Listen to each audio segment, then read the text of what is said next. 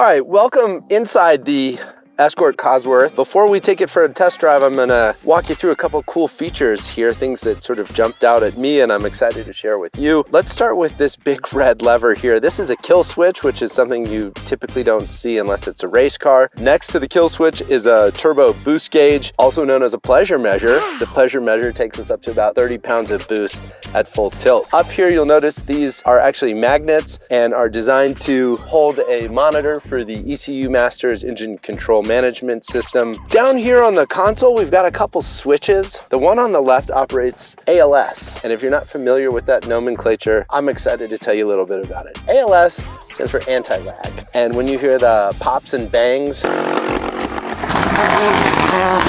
a lot of times that's what you're hearing. Essentially, we're putting fuel into the exhaust manifold to keep the turbo propeller spinning so that you have more power coming out of corners. This switch activates a whole new level of fun. But be careful where you're doing it, because if you're in the wrong neighborhood, people will think maybe they're getting shot at, and then they'll return fire.